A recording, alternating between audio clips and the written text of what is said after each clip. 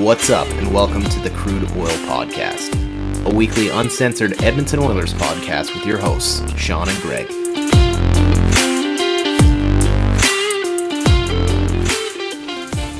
Welcome back to episode 14 of the Crude Oil Podcast. Brand new season. How the hell did it get to September already? I think this summer just flew by because we haven't done anything for any summers for the past 2 years, and now everybody's just cramming in 3 years worth of summers into one. It's been complete chaos. I think next weekend is my first weekend of doing nothing that I have planned for the first time in 3 months. What did you get up to this summer? Lots of drinking. Unfortunately or fortunately, I guess. I don't know. But just another FYI that I am hungover for this podcast again. So I think it's starting to become more common that I am than I am not at this point. So, Sean, we're going to have different conversations on this next episode then. Well, I keep talking about it. I was like, I could take a hiatus from drinking. And then I'm like, but then next week I'm doing something. And the week after, I'm doing something too. So I guess I'm not. Yeah, it's all good, man. It's playing guilty. Exactly. Good stuff. Yeah, it's been a crazy summer with a lot of stuff going on. And crazy to think we're already jumping into the start of a new hockey season. I think the coolest thing about it is it probably also felt so short because we didn't sit the entire playoffs out. That's true. In terms of the off-season length, it's felt like nothing. But to be fair, last season did extend a little bit longer than it was supposed to because of lingering COVID bullshit. Mm-hmm. But now we are back. The season's starting on time. It's supposed to be done on time, and playoffs should be over by next year before the end of June. So it'll be interesting times. I'm very excited for a nice regular season. Yeah, and I wonder if righting the ship, it'll be interesting to see which teams have a slow start. I wonder if Colorado's going to have a little bit more of a cup hangover. But we'll get into all of that in a bit. Just before we do, just wanted to thank everybody who has been listening so far. 13 episodes in, where we still feel like we're still finding our groove, but each episode's getting better and better. So if you could please help us to get our podcast out there, share it, like it, rate it. We've got a lot of exciting things coming in the coming weeks. I don't know. We're sitting inside. Sean's got his sunglasses on his head, so that tells you where we're at today. I didn't even know where those were. That actually threw me off. I went to scratch my head and they were up there. All good. Just looking forward to this new season. Do we want to tease anything that we're working on, or we just keep it?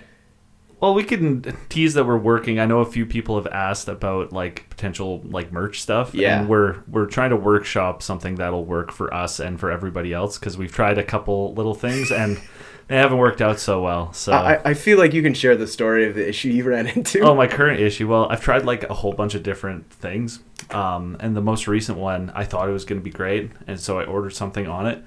And next thing I know, I'm just paying shipping out the ass. I'm getting after emails being here's an extra $15 of shipping you need to pay on top of the $30 you've already paid for this order. And I'm like, this is fucking bullshit. And the last thing we want to do is make you guys pay fucking $45 for shipping for a couple hoodies. It's ridiculous. Yeah.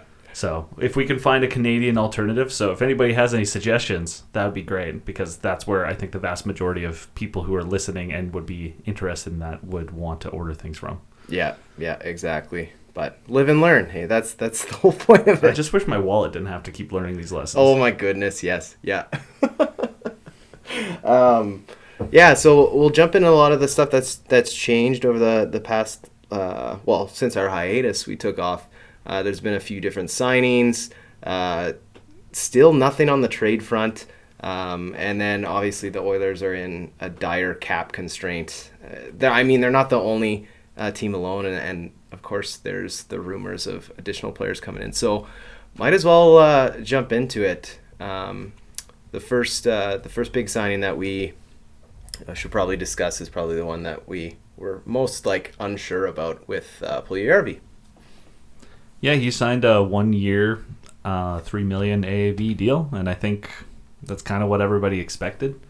I think I would have liked to see a few more years on there, especially if Edmonton wants to actually commit to him staying, because it's just going to be the same thing at the end of this season, assuming he does half decent, puts up like 50 points, 20 goals. So we're going to have to deal with this again at this rate. But at the same time, we can't sign everybody to long-term contracts or we're going to fuck ourselves over.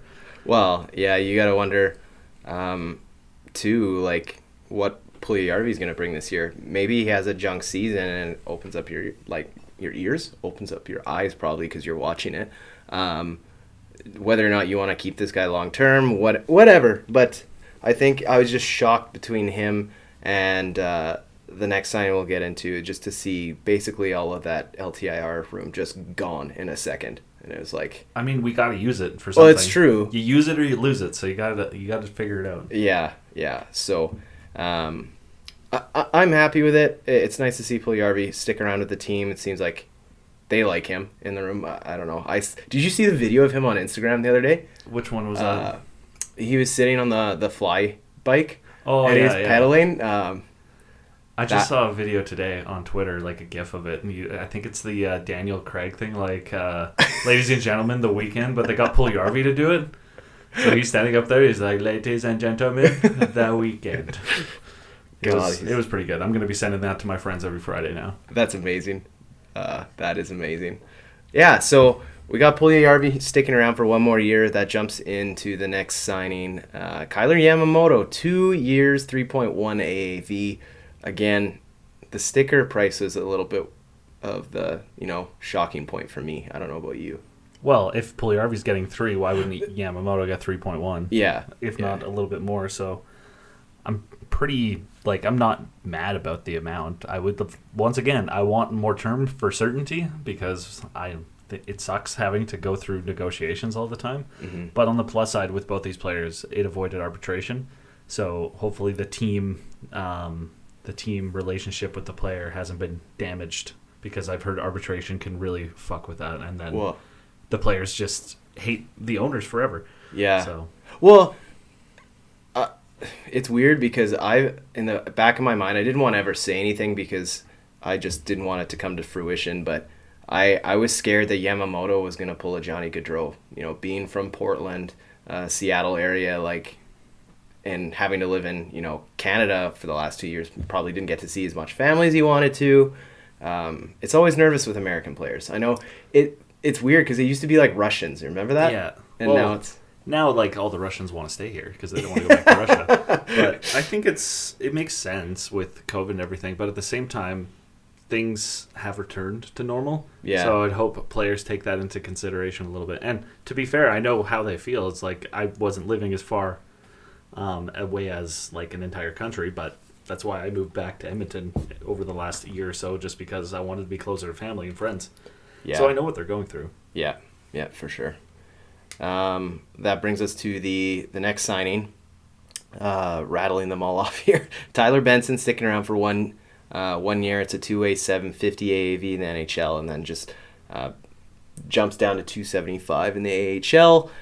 This is kind of something that I think we both agreed that it'd be nice to keep him around, but league minimum, so yes. 750. So this is exactly what I expected. Yeah. And to anybody who's not aware, when it's a 2-way contract, the only thing that means is that their salary is different between the NHL and the AHL. Right. Because I know, myself included, at least 5 years ago, I still thought this was because I played the stupid fucking NHL games, where a 2-way contract meant that they were waiver eligible. Oh yeah, or waiver exempt, and that's not how it works. There has to be that added condition too. Yeah. Yeah.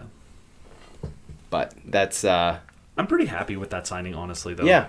I think Benson is a great depth player. If he can play like an Archibald style player with hopefully a little bit more offensive upside, because we saw how he was playing last year. It looked like Archibald was on the ice when Benson was out there because he was just flying around trying to hit everything that moves. Yeah. He's not the thickest guy in the world, but he still tries. Yeah, very true. Just slow foot, that's it. It was last week, right? Ryan Murray? Yeah. Signing the 1-year deal. Yeah, that signing I'm actually pretty excited about. I think he's better than Cuckoo. So he's a better 7th, 8th defenseman for us. Mm-hmm. And his role is essentially going to be A, an injury fill-in, and B, the safety net for Broberg and Niemelainen, depending on who makes the roster and if they struggle when they do. That's exactly what I was thinking too. Like, I think he's just a fill-in, but I think it's just perfect Oiler move to sign, not to sign him, but to pick him up, because I mean, look at that draft class. Unbelievable. There was great players in that draft, but none of them were taken in like the first 10 picks. That was 2015, right? 2012. 2012. Oh, right. How could I forget that? So, pulling that up, the Oilers have had at one point or another, just looking at the first round, they've had Nail Yakupov, number 1, Ryan Murray, number 2, Griffin Reinhart, number 4. So, 3 of the top 4. Don't give me Galchenyuk, please. Slater Cuckoo at 10, Cody Ceci at 15. It goes on and on and on. Like, it's... just love that. Love that draft. We're trying to make up for the fact that we picked Yakupov by picking up all of the other players. Yeah. But I'm okay with that if it means we get Vasilevsky, who went 19 that year. So that'd be pretty nice. But yeah, we'll see how the Ryan Murray deal shakes out. I'm with you. I think it's just a depth signing, and he's just going to be a filler spot. So. Yeah. Well, I was thinking like maybe he'd be like a stay-at-home kind of shutdown guy, but that's not really his game. Yeah. He's only 6'1" and like just over 200 pounds, so he's not like a Niemelainen big boy kind of guy. And I thought Ryan Murray was a lot bigger, to be perfectly honest. And then he doesn't play very offensively either. He's kind of like a middle-of-the-road defenseman. I think that's probably why he's signing league minimum contracts now, is that he doesn't really excel in any particular area. He's just decent at everything. Yeah. Yep. Looking at... Justin Bailey signs a PTO with the Oilers. As soon as I saw that, my immediate thought is, like, that's your Cooper Marody replacement. I mean, yeah, like, he has almost point per game AHL numbers. Yeah. And he's a nothing NHL player. Sorry, Justin, but... That's just how it goes. But I think part of it, too, I was reading about this, that in the preseason, you are required to dress 8 veteran players, in air quotes, and veteran players being, I think it's 100 career NHL games or 30 games in the prior season, I think is how they determine that. So, and I'm hoping people can hear those sirens outside because they're very loud. But with that being said, that's why they signed these guys to PTOs, so they don't have to fucking play McDavid and Draisaitl every other game when they don't want to risk injuring their star players. Right. And you even saw that, I think I was reading too, with Calgary back in 2018. They signed like 5 or 6 guys to PTOs because that's when they sent the Flames and the Bruins went to China or something and played a game. Oh, that's right. So they had their other half of their preseason still at home, and they just signed all these random people to PTOs to play because they're like, we need our 8 like veterans, because all the main guys went to China with the team. So yeah. So I wouldn't be surprised to see a couple other PTOs coming in. Yeah. We've got some rumors that of potential things going on there. The one thing I was just going to ask before we do get into those is Jesus Christ. This is what happens when you take 2 months off, man. Like, you have no fucking idea what you're talking about. I was going to ask, what do you think it is that's going on? Like, obviously, I have limited experience, but nothing to the extent of these players. What, like, the Anton Landers, the Rob Schrempts, all of these guys who are, like, AHL All-Stars. The tweeners, the Ty Ratties of the world. Yeah, and they can't crack it up in the NHL. Like, what do you think it is? A lot of it has to do probably with, like, foot speed for one. So look at Benson. Like, he's very talented, a great player, but he's so slow. And if one part of your game is struggling or can't keep up with the rest, then, or the NHL level, then you can't play, I guess. Like, look at Perlini. He's got a monster shot, but he sucks at everything else. So it's like, that means he can't play, but people keep signing him because he's like, look at that shot, though. I think it's like Martin Frick or something. Yeah. Because his last name's Frk. And he's one of those guys who has a ridiculous shot, but he can't do anything else. Yeah. He, like, breaks the AHL record all the time in the All-Star game for the hardest shot. And everyone's like, oh my God, I want this guy on my power play. But he can't do anything other than, like, hit a hard shot, and then it's inaccurate at that, so he misses 90% of the time. Yeah. So that's really what it is, though, is these players just lack the one major thing that they need to be able to crack the league. They could be a bottom sixer, but they don't play physical, or they don't kill penalties, or they just don't get the chance to show their abilities. Like a guy like Benson will never crack it because he can't play in the top six because he's not fast enough, and he can't play in the bottom six because he's not good enough defensively. Yeah, and I wonder if it's like one of the either or, because you got to wonder too. I wonder if part of it has to do with like the cerebral aspect as well. Like I look at a guy like Nail Yakupov as had all the talent in the world, speed, shot, just no hockey IQ. It's all the tools, but none. Yeah. Not the toolbox. Is that how it works? Yeah. Yeah. So his brain just couldn't keep up with the game, and that was his thing. And he probably could go down to the HL and do fantastic because down there I'm trying not to be rude. It's like the brain level is lower, I guess, for the ability for people to read plays and stop you from doing what you want to do. Yeah. I don't know. Better hockey players than I'll ever fucking make. So. Well, that's the thing. Anybody who's in the ECHL will skate circles around like 99.999% of the world. Yeah. So, regardless, I'd love to shit talk them as somebody who struggles skating sometimes. I can't turn left very well. So, like, what am I to say that these people suck? But in comparison, you have to look at the different. Yeah. No, I'm following you there. So I guess looking at the PTOs, it sounds like there's a couple different rumors about potential, depth PTOs that are handed out. A couple of them, just reading the article coming out by Daniel Nugent-Bowman, there's a few that were given, one being Zach Aston-Reese, but he's recently signed in Toronto, I believe, right? Yes. Yeah. Riley Nash and Jake Virtanen. And I've heard Riley Nash out there a few times, and I'd be okay with him on PTO. But let's talk for Tannen. Oh, for fuck's sakes! Listen, he's fast. That's cool. Okay, but he can't do anything else. Yeah, he had a hard time cracking the top six in Vancouver before he left. I'm ignoring all the allegation stuff right now because that was got what's the word for it? Thrown out in court. Yeah. So whatever to that. With that being said, he's still, from what I've heard, he has other issues like in the locker room and stuff. He's kind of, I think, a little egotistical and thinks he's the best, even though he's obviously not. Mm-hmm. And we don't need that in our locker room. No. And another thing, he's just not good enough. Yeah. It's similar to Benson, where he's got a top six skill set, but he's lacking some of the tools that lets him be a top six player. So you got to put him in your bottom six, and he just doesn't know how to play that role properly. I was thinking about this too, because I think it popped up before the rumors that he's going to be looking for a new contract, but I was just thinking like a comparable to him, because I think they're one or two draft classes off, if not the same one, would be a Sean Monahan, who same kind of age, maybe not as much skill, but like couldn't crack the roster and just kind of like fell off the face of the earth. I think that's kind of harsh, but well, to be fair, Monahan had like a shit ton of injuries, and he's essentially like RoboCop at this point. Yeah, they've rebuilt him, and he's like just not the same thing anymore.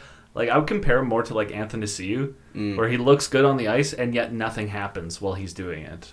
Yeah, I was just thinking like if you're gonna bring in players on a PTO, if you have similar skill and it comes down to whatever, it's going to come to off-ice stuff. It's going to come down to whoever they like better in the room. Yeah, and to be fair, if you're on a PTO too, like if you are directly competing with another guy and that guy already has a contract, they're going to go with the guy who already has the contract because they're like, oh, we don't need another guy. Sorry, we already have him. It kind of reminds me of I don't know if you remember the St. Louis move couple of years ago. This back when they brought in Ryan Whitney, Paul Bissonnette. There was who's the other one they called in? Scotty Upshaw, all into the same PTO camp. And you got to wonder if that was just to bring the room together. Well, it definitely could. Yeah. Bring in some glue guys just for camp to try to get everybody hyped up. Be like, we'll pay you for a little bit here, and you just come and get everybody hyped up, and then you're gone before the season starts. Just get all the boys buzzing on a team trip, and yeah. We should sign Yandel to a PTO just so he can come hang out with the team for a little bit. Yeah. Okay, before we get into that, did you hear John Tortorella's comments on ESPN? On the Philly locker room Holy situation and stuff? Fuck, what a bombshell to drop on your team. That's hilarious. For those who don't know, essentially Tortorella, apparently he's been talking to people around the team, the players, the management, and his decision from what he's figured out from these conversations is that it's an absolute shit show. Yeah. And who fucking knows what's going to happen. Yeah. Hasn't even had a practice yet, and he's already talking about how he has major concerns about the locker room. I just imagine him talking to somebody on the team, and he's just pinching the bridge of his nose, holy fuck, these guys are terrible, man. I just got to wonder how a guy like Kevin Hayes, Keith Yandel are going to deal with a coach like John Tortorella. Yeah. Well, Yandel's a free agent, so that's right, yeah. He was there, but I can't imagine that it would be great, and maybe that's the problem, because Kevin Hayes is the leadership core there now with Voracek gone and Giroux gone, and it's Hayes and Couturier, and maybe they have a pretty shitty room there. Yeah, I don't know. know. Yeah. But from the sounds of it anyways, but do I trust Tortorella? I feel like some guy could say that he's I like to go home and read a book at night, and he'd be like, what a shit show. He should be out partying. Yeah. That's the classic way we do it. What the fuck's wrong with this guy? Yeah, he's one of the last old school coaches that are left in the NHL. Oh, exactly. But that's because he's one of the few coaches who's able to be old school, but then also evolve his game as a coach. Yeah. So that deals with the PTOs. Let's dive into probably our biggest talking point, and ask the question. Let's play a game, Sean. Why the fuck is Ryan McLeod not signed yet? Because the Oilers don't know what the fuck is going on with the cap. I think they want to trade somebody because they don't want to have to run anywhere from a 20 to 22 man roster. They want to run the full 23. Yeah. But they're what the fuck are we going to do? Yeah. Maybe they send a guy down through waivers and he gets claimed, and they're like, cool, you just bailed us out of that problem. Well, and back to the comment that, or the article that Daniel Nugent-Bowman was talking about, he pointed out a good fact that, if the Oilers run a minimum roster of 20 guys, you've got no extra bodies, one injury, and if you have a back-to-back game, you could be playing that game shorthanded. Yeah, I think was it Vegas the one year where they played with not maybe 3 lines and 4 defensemen or something like that. They had to because they had cap problems and they couldn't call anybody up. Yeah, and the fact that the Oilers have a farm team in Bakersfield, it's still a 3-4 hour flight. It's gonna take you most of the day to get there. God forbid you're playing on the East Coast. Oh, exactly. So I don't think that's the best decision, but with that being said then, yeah, who do you trade? I think you got to trade the highest cap hit in Tyson Barrie. But then who's the third pairing right defenseman? That's what I mean. Do you have a Samorukov come up? Do you have a Niemelainen make the team? Do you... Yeah, I'm fine with forwards playing on their off wings with their offhandedness, but on defense, that's very important. All the guys you just named are all lefties. Yeah. Broberg, Murray, Niemelainen, Samorukov, all lefties. The next righty in the organization is Desharnais. Yeah. I'm not sold on the left-hand, right-hand shot thing. I know that there's certain players you shouldn't put in that position, but I do see what you're saying. It is important to have right-handed shots. I would say if they traded him, they'd probably put Murray there, to be honest. And that kind of leads into one of the rumors over the summer was, do you hear about the Klingberg rumors that were going around? Not to Edmonton, no. So essentially, here's what almost happened apparently that I heard. That Montreal was going to sign him to a 1-year, $7 million contract, and then Edmonton was going to trade for him, trading a first rounder and some sort of cap dump, probably Barrie, for Klingberg at 50% retained. So essentially, Klingberg still gets his money, but Edmonton gets the player for half the cap, which kind of cap circumventing-ish to me. If you're signing a player and immediately trading him, that seems a little aggressive. But that would have been that's what apparently was very close to happening, and I'm happy it didn't, because Klingberg is essentially just a taller Tyson Barrie. Yeah. They bring the same thing. They're power play specialists, so I'm very happy that didn't happen. Well, so here's another wrench in everything. This article is great. If you haven't had a chance, go read Daniel Nugent-Bowman's You can't article. stop talking about it. It's fucking phenomenal because he goes into the different scenarios and he goes and he breaks down, especially the situation that Kane's in. Mm-hmm. So, kind of following up on the grievance, one very small minority possibility that could maybe happen is if Kane wins this case. So if he does, there's kind of two outcomes. One, the Sharks have to pay the difference between what he was guaranteed on his last contract versus what the Oilers are paying him. I think it's like $500,000. However, if it's ruled that he becomes property of the San Jose Sharks, the Sharks want nothing to do with Evander Kane, which would ultimately force a trade back to Edmonton. Yeah. And Edmonton could, bend them over with the salary retention on the trade. That's true. And then Edmonton could have him for half. Yeah. But when's that grievance ever going to get figured out? Exactly, yeah. But unfortunately, we can't rely on that happening anytime soon. A lot of ifs need to be figured out there. But the other thing I was thinking of too is I don't know if you've followed like the Oilers social media lately, but Not overly, no. it seems like every third post they're putting up has a photo of Ryan McLeod in it. Something tells me that there's like a handshake agreement in place, but X needs to happen. Well, considering he's at camp and stuff, and was in that like Lloydminster alumni game, and everything like that, it makes me think that he's like, I'm not leaving the organization anytime soon. So it makes you think that, and they're like, sorry, Ryan, we can't announce it though until we figure out the rest of this, so we don't get really fucked over because every team will know what's happening. Yeah. So that's what I'm kind of hoping is what the situation is, but ultimately they're gonna have to clear some room. Somehow. Well, I think McLeod's one of the most important players on the team outside of like the big boys, so that's kind of why I was shocked he was the last one to sign. Well, he's the last one to sign because he's not arbitration eligible, so they had to deal with Puljujarvi and Yamamoto before they went to arbitration. Right. So Ryan McLeod gets to sit there and twiddle his thumbs waiting for them to get to him because like, we got bigger issues, sorry buddy. Yeah. So it sucks because I would rather have him signed right now, but they had to deal with it, or else they could have really got bent over the barrel by the players and the arbitrators, but we survived, so that's nice at least. Well, so moving on, I know that we wanted to talk about Ryan McLeod first and foremost because that's priority, but we got to address the rumors with Patrick Kane as well. Like, my question is why? Why do we want Patrick Kane? They just want to have both the Canes because they think it'll be funny, I'm sure. We have E. Kane and P. Kane. Ugh. I don't know. Like, at the trade deadline, sure. Yeah. I'm down, but I'd still rather get a defenseman, to be fair. And that's what I'm tired of. Like, I would love to have Patrick Kane on this team, but even at half retained, he's like $5.25 million or something like that because he's got a $10.5 million contract. Yeah. So, like, that's a lot to deal with. And we might be able to do that at the trade deadline from all the cap accruing throughout the year. So maybe we can afford that. But I think both our like current roster of defensemen should be more focused on improving. Yeah. And if not that, then the depth of the defensemen.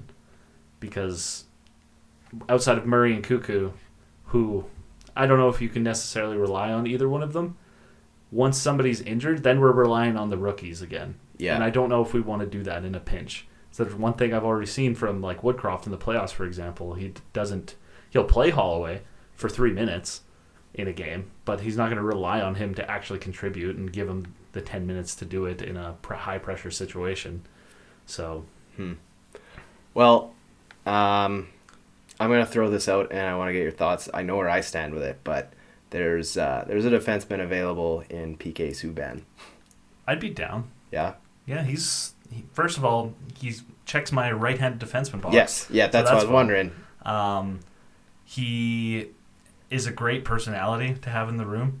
I would be curious to see if he contrasts well or bad with some of the personalities we have. I think he would do good, and maybe he can bring some more energy and like things like that in interviews from guys. Like Draisaitl. Bring some life to the team? Yeah, so that it doesn't feel so, like, dry and monotonous all the time.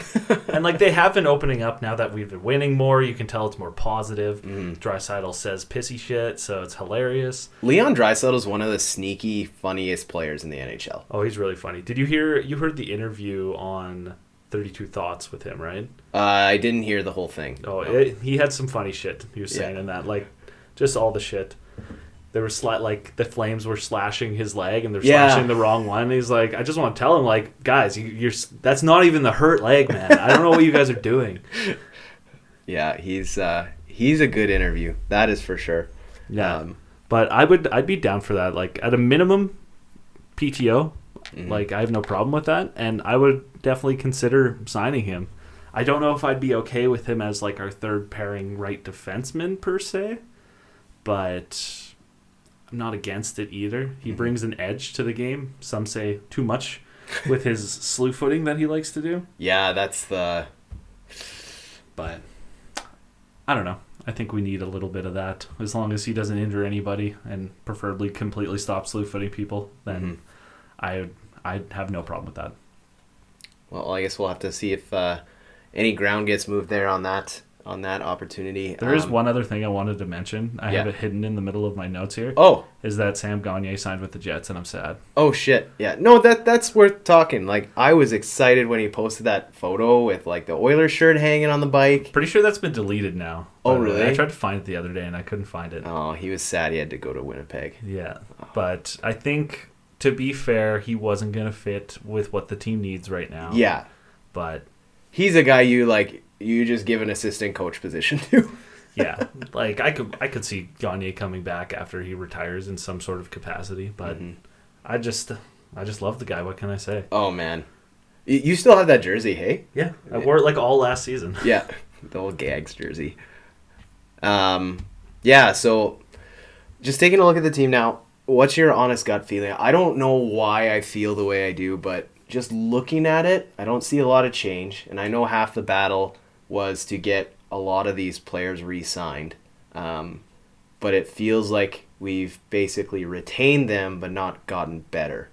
I think, other than goaltending. I'll give them goaltending. I think to a degree it's addition by subtraction, in the sense that Draisaitl and Nurse are two of our three most important players will hopefully not be injured. So them at 100%, that's an addition right there. And then the underlying numbers on Keith were pretty terrible. Yeah. So I'm curious to see if just him not playing with Bouchard and potentially being an anchor on that pairing changes how, like, Bouchard plays, having Kulak there now. Well, and I wonder too with Woodcroft in his first full season as a coach. Full season of Kane too. Yeah, that's a great point.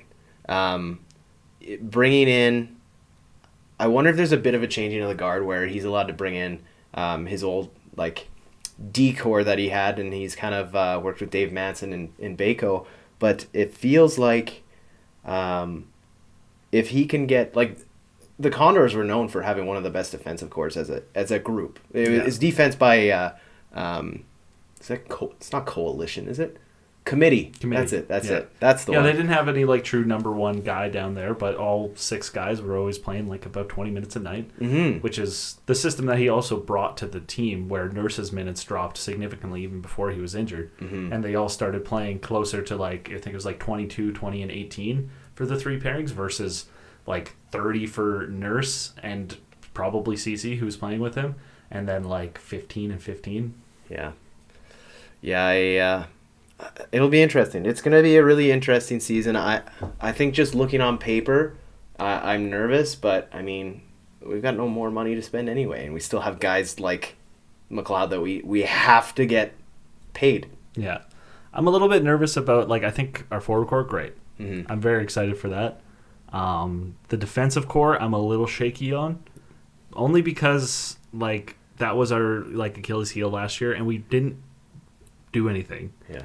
We are promoting Kulak and replace Keith with Broberg. So, like, did we really improve that in any ways? And, like, to be fair, like I said, healthy Nurse, assuming he lives up to what he's able to do, I think Edmonton has a great chance. And that's not to even mention the goaltending. Yeah. With Campbell and Skinner, I think are an upgrade on Smith and Koskinen. If nothing but consistency. But we'll see how many games it takes for them to give up a bad goal in the first shot of the game and me to lose my fucking mind. Of course there's going to be issues with the audio on the first podcast back. It just makes too much fucking sense. I noticed my mic start to glitch out on the audio, so I cut it from the pod here for the next few minutes. Tried to use Sean's mic. I mean, it fucking is what it is. Speaking of Mikko Koskinen, last weekend, I sent you the snap, but if anyone has never been to the new Oilers store in the Ice District, it is fantastic. There's a section in the back that's called Once an Oiler, Always an Oiler, and it's got a bunch of game-used memorabilia. I swear to God, though, in the one section, it looks like fucking Mikko just dumped his hockey bag because he's got two or three sets of pads in there. He's got all of his equipment. I think he's just like, fuck it, I am going, and I am gone. He probably just didn't want to pay for all of the extra luggage to haul all that shit over to Europe. And he's like, fuck it, keep it, I'm done. It's like when you move away and you just I'm going to leave the couch. Is that okay? Yeah, sure. Yeah. I mean, Smith stuff was there too. You just, those guys were done at the end of the year, I think. Yeah, so that kind of takes care of all the player movement that we see so far. I mean, camp starts in about a week, so it'll be intriguing to see what these players look like and how the preseason starts off. But a couple actual non-player Oilers related news things. I guess the jersey sponsors was the first one that kind of love it. I'm pretty happy that we're not doing that. Yeah. But I'm trying to put on my business hat here, and I think jersey ads are an inevitability, just because money talks and the NHL needs to recover all their COVID losses so we can start getting that cap to build up. Okay, so is the revenue being generated from the jersey ads, is all of that going to the NHL? Well, I think it goes to the teams, and then the teams also pay a portion to the NHL, and then the NHL has their revenue share model, so Arizona doesn't completely shit the bed. Yeah. So yeah, any money that comes into the league in some way, it's like the helmet ads that they brought in, that increased revenue, but unfortunately they had to use that revenue to get rid of the deficit that they had been in for the past couple of years. So the NHL is such a fucking I think there was a big surplus this year, to be fair, and I think it's now they're catching back up, and I think another year or so of that, and then we're kind of back, and I think it's going to start going up pretty significantly. But I mean, it's weird because they're introducing things like this. I'm a traditionalist. I hate the fucking ad, but I'm okay with them. I hate them too. I'm not saying I don't, but I totally understand the reason why. I just don't want to end up looking like the Swiss Elite League, where I don't know what the team's logo looks like, because I think McDonald's is their logo, because that's the only thing I see on their jersey. Well, and on the other foot, they're doing everything to fucking keep the Arizona Coyotes an NHL team. Wow, that's just for all the snowbirds out there. Gary's got a few snowbird buddies who just no, you can't get rid of the team. I like to go watch the Oilers play. Isn't Houston the third biggest city in the United States? Well, there's a reason why. I think it's Austin now. There's all these people from LA are moving out there and stuff. Are you here? Yeah. So if you want to put a team in Austin or something, that's the place, or that's the time to do it. Yeah, I don't understand that at all. Well, at this point, I don't think the NHL is going to add more teams anytime soon. I think 32 is a very healthy number to have. I think it's relocation, and now that all the teams are set, I think they'll start thinking about relocation with particular teams. And yes, we're looking at you, Arizona, and I'm sorry for all you diehard Coyotes fans out there, all 12 of you, but I don't know what to tell you. Maybe buy more tickets somehow. Yeah, it's such a joke. They can't even put their fucking logo on their home rink. No, yeah, it's just dumb. I don't understand why they're doing this in the first place. It would be cool if they got Bedard or something like that. My computer's dying, I just realized. But we're not connected to my computer, so it's okay. But yeah. I totally lost my train of thought from that sound from my computer. It's all good. We're masters at surviving the power surges here. So, yeah. So I mean, I'm happy with it. I think it looks cleaner. I do kind of love the element too. So let's get into this discussion because this was something that pissed me off right before this morning. Really grinds your gears. Yeah. I love it when it gets into that like sports talk. What's up? Welcome to the. You don't want to use your sports radio voice? Oh my god, yeah. No, it's not good. It's not good. But I saw a tweet that basically retweeted the article that the Oilers are pushing back on any jersey ads or anything. And the comment was like, well, the Oilers are okay with signing a criminal, but they're not okay but drawing the line at jersey ads. I'm like, is this, like, every time I see stuff like that, do we have to take a step back and, like, take a look at our team? And be like, wait, is this how the rest of the NHL sees us? I think some people look at the NHL or the Oilers, as a bit of a dirty team. Whether it's the signing of Evander Kane, Draisaitl being kind of dirty sometimes. Same with Nurse. Some people think McDavid is a little bit of a crybaby, like shades of young Crosby kind of shit. And personally, I don't see it. Maybe I'm wearing my blinders. Like, I know Draisaitl can be dirty sometimes, but all the players in the league can be dirty sometimes. Shit fucking happens. Yeah. So, yeah, I don't see that. Like, and yes, Evander Kane comes with his baggage, but since he's been here, there's been zero problems that I've read or heard about. So, I don't understand why people keep bringing it up. The past is the past. Let people try to change who they are. If they regress and do it again, you can sit there and say, I told you so. That's fine. Yeah. But give them a goddamn chance. Yeah. I'm a big proponent for people trying to turn their life around. And, I mean, if they can do it, I mean, that's why I've always been so defensive of Zach Kassian. Some people just, they need it. And, I just picture it like there's this one meme out there where it's like the guy looks at his buddy, he's like, "Are we the baddies?" Yeah, exactly. It's like that's how it does feel sometimes. When I was like going on Reddit or whatever, reading the comments after some of the, I think it was the Colorado games or something, and I think it was after Kadri got injured, and there's just like everybody shit talking Edmonton, how dirty they are and stuff. I'm just like, wait, are we the bad guys in this story? I thought we were like the underdogs. Yeah. Well.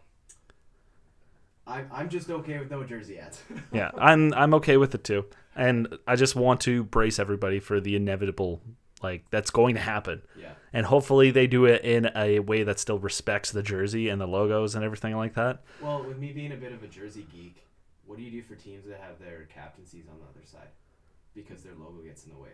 Like, I think Detroit. Does Detroit still have the captains on the right?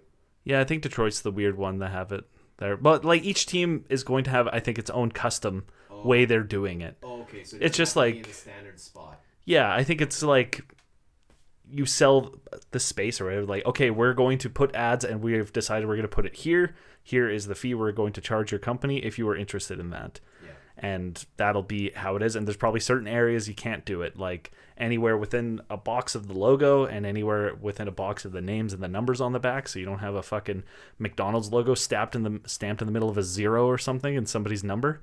So I think that's going to be how it goes. It's similar to the helmet ads where each team got to choose their own, like, whoever sponsoring them and everything like that. So you got the Toronto TikTok helmets. That was amazing. Speaking of being a jersey geek, so at this said Oilers store, I was talking to some of the guys there, and I wanted to get a little bit of a line on what the hell we're expecting from the reverse retro. So what I'm hearing is, like everyone's saying, it's the McFarland logo. Yeah. However, the biggest change from what I'm seeing from everybody else is that it's actually still going to be the same color scheme as the prior jersey. So like the orange? So white base with the orange and blue. This is the feedback from the fellow at the store. I've seen some mock-ups and they look pretty bad with that color scheme, honestly. Yeah. Like the McFarlane logo doesn't go good with the color orange. No, it doesn't. Yeah, the best one that I've seen online is the Connor at the skills competition. It's the dark blue one. That one looks solid, but I don't know what we're gonna get. So I'm a little bit concerned, to be honest. Oh, really? All I see is like Tom Gazzola's tweets all the time about it, and just like random like saying like I heard this, and then people are posting mock-ups based off of those predictions, and they just look so bad. Yeah, I'm just it's the gray. Yeah. Yeah. Yeah, the gray and the orange clash really bad, and I just wish they would stop trying to do that. But I'm hoping that they're not complete idiots and they've figured it out somehow. And when we see it, we'll be like, okay, I'll eat my words. That does look pretty cool. Yeah. So just taking a look. Finally, the Oilers have announced their Ring of Honor at Rogers Place. Why? Well, I think the Ring of Honor, like, the one thing I don't like about the Ring of Honor, first of all, so far, is that they're putting all of the retired guys in there. Right. Which I thought the whole point of the Ring of Honor was to honor all the players that aren't those guys. That's fair. They are announcing 2 inaugural people who will be in the Ring of Honor. And since, based off of the description they posted when they announced it, it's anybody in the organization. It's not just players or management, for example. Okay. So, like, I think 1, it's going to be Ryan Smith. Yeah. Because if it's not, I'm going to cry. And 2, I think they're going to put Joey in it. Yeah, I think those are the main 2. Yeah. And I have heard some people like saying like maybe Ben should be there, and then you start going down the like the Cujos, the like Doug Waits, all those kind of guys. So like, and I know it's probably just a matter of time until you get those guys in there. Yeah. But this is why they're introducing it, and I understand. I just don't understand why they decided like we're gonna put the guys who are already retired and are hanging in the rafters also there. It just kind of seems pointless. Pointless. Yeah. Yeah. No, I'm with you. So if let's take away Ryan Smith, let's take away Joey. For the sake of this conversation, let's also take away Ben. Who are 2 players that you should be, I guess, next year's inductees? Is it 2 every year or is it 1? I think it's gonna be 2 every year. Okay. If I'm not mistaken. So who are like the 2 that I would put in? Yeah. Outside of those guys? Yeah. I think I have to go like Doug Waite. I want to put Tommy Salo in there. Oh, damn. I love me some That's Tommy a good Salo. one. That's a good one. Of course, I'm biased. I would have put Doug Waite. But I'm wondering, too, like... Oh. Chris Pronger. Chris Pronger. Sheldon Surrey and Chris Pronger in there together. Holy shit, yeah. Dustin Penner. It's just a picture of him eating pancakes. Yeah. Yeah, but I'm sure there's gonna be like there'll be like Dave Semenko and like guys like that. Like the whole point is for players who are like loved and respected by the organization and aren't good enough to get their jerseys retired. Give me a goddamn Ryan Jones banner hanging in the arena. Exactly. So like I do like the idea, and if it means that players like Smith and stuff will get honored and respected by the team, I'm very happy, because like as somebody who's like a diehard Ryan Smith fan, I was always one of those people who's like, let's just retire his jersey. Yeah. If anybody else wears 94 in Edmonton, I'd be pretty pissed. Yeah. But then like there needs to be reasons for it outside of that, and I fully understand, because maybe if they won the cup while he was there and he got Conn Smythe or something, probably would have went to Rollison if they did win. Yeah. Or Pronger. Like, there needs to be a reason for that, besides, like, we love that guy. He was the heart and the soul of this team for 10 years. Yeah. Yeah, I'm kind of with you. I was, like, wondering, what about a Fernando Pisani? But that's probably your cutting point, like, too much. I don't know. I want Radek Dvorak in there. Radek Dvorak. If only for the name and nothing more. Oh, man. There were some awesome names over the years. Yeah. Well, I think that just about does it for our first episode back. Like we mentioned, we're going through a bunch of different things, trying to improve for this year. Some new ideas coming. We've obviously talked about the merch. Hopefully we'll get something sorted out there God, I because fucking hope so. I'm losing my mind. yeah, I know. You guys should see the inbox that we have from setting up different merch stores trying to get them to work. I keep having to unsubscribe from emails because they just keep spamming me. No shit. Yeah, no shit. But I think we'd be remiss without finishing our first episode back without just saying our thanks to the Stelter family for sharing Ben with Edmonton, the Oilers fans. You really helped bring the city and this team together, and I mean, just thinking of how much it gave us a piece of good news in a world that's just full of shit. So I just want to say thank you, and obviously you guys are honorary Oilers for life. Like, just wanted to end with that and say thank you for bringing Ben into our lives. So with that being said, we're gonna jump into training camp here next week, and we're gonna get this new season rolling. I'm so excited. Let's go.